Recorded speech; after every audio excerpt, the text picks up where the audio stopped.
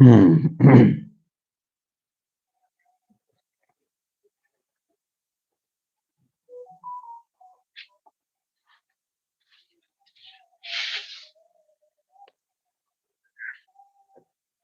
चलिए स्टार्ट।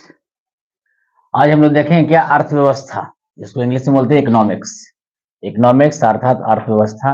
ये क्लास जो है जो ओनली फॉर 10th का है। आज अध्याय 1 चलेंगे हम लोग। एक्सरसाइज 1 अध्याय 1 चलेंगे, अर्थव्यवस्था एवं इसके विकास का इतिहास। आज इतिहास पढ़ेंगे। क्या पढ़ेंगे? इतिहास। इतिहास जो वो चीज होता है जिसके बारे में हम पढ़ते हैं, जानकारी इकट्ठा करते हैं, चाहे तो वो अर्थव्यवस्था का हो, चाहे तो वो विकास का हो, चाहे तो वो किसी भी क्षेत्र में हो जो पहले बीत चुका है, इसी को हम अध्ययन करते हैं, उसी को क्या कहते हैं हम लोग? इतिहास कहते हैं। आज हम पढ़ेंगे कि अर्थव्यवस्था है क्या और इसका विकास जो है ना, वो किस प्रकार हुआ है और हो रहा है और हो सकता है आगे चलकर। ठीक है, तो सबसे पहले देखेंगे अर्थव्यवस्था। अर्थव्यवस्था का संरचना देखेंगे और अर्थव्यवस्था का प्रकार देखेंगे। इससे पहले हम जाने कि अर्थव्यवस्था है क्या।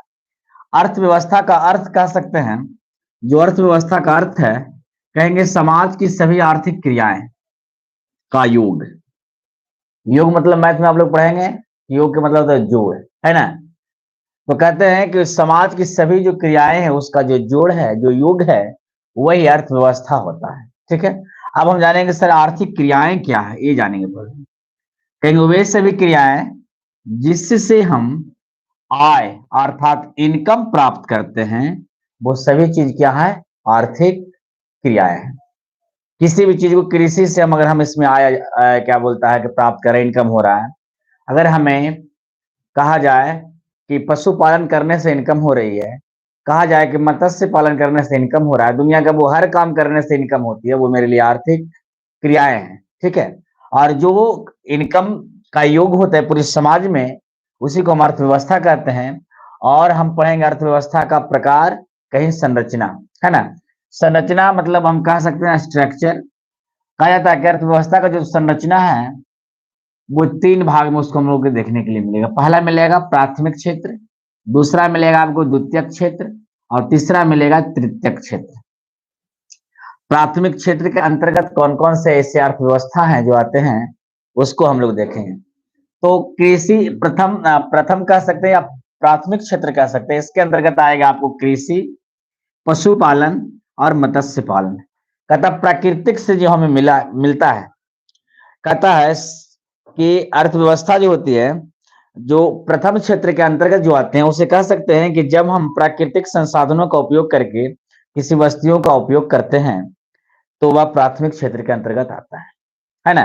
किसी भी चीज को, जैसे कृषि से हमें मिल रहा है क्या? आय मिलती है, तो हमें भी मेरे लिए क्या बोलता है, हो जाएगा प्राथमिक क्षेत्र के अंतर्गत आएगा, डायरेक्ट, जो डायरेक्ट मिले, है ना। पशुपालन से डायरेक्ट हमें इनकम होती है, मत्स्य पालन से डायरेक्ट हमें इनकम होती है, उसे कंपनी ले जाने की आवश्यकता हमें नहीं होती है, जिससे हमें डायरेक्ट प्राकृतिक से इनकम हो।